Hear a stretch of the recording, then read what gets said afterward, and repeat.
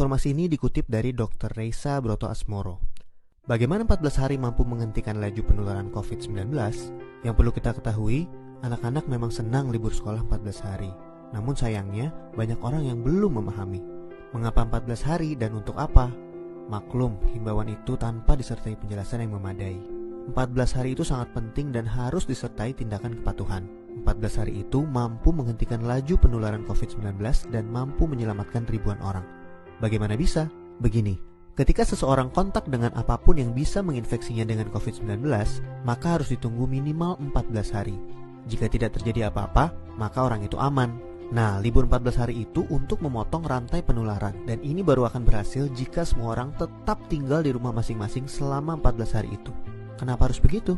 Contoh, seorang anak mulai libur tanggal 16 Maret selama 14 hari. Dia akan masuk sekolah lagi pada hari ke-15. Ternyata anak ini dan keluarganya menggunakan waktu libur itu untuk jalan-jalan, mengunjungi kumpulan orang, ke tempat saudara, ke mall, dan lain-lain.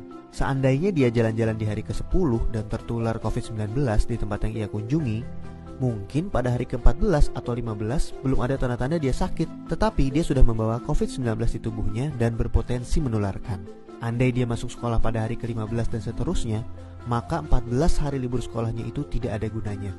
Penularan terjadi juga di sekolah, efek domino akan berlangsung dan rantai penularan tidak terputus. Untuk itu semua orang harus bekerja sama.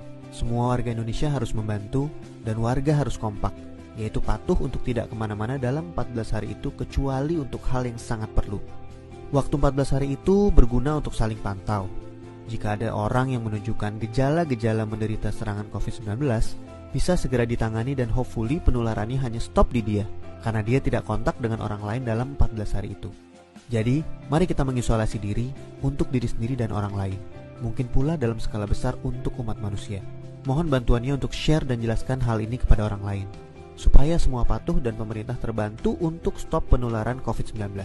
Jika tidak, maka 14 hari libur itu percuma. 14 tahun pun tak bisa stop penularan. Semoga kondisi dunia segera pulih. Dr. Reysa Brotoasmoro.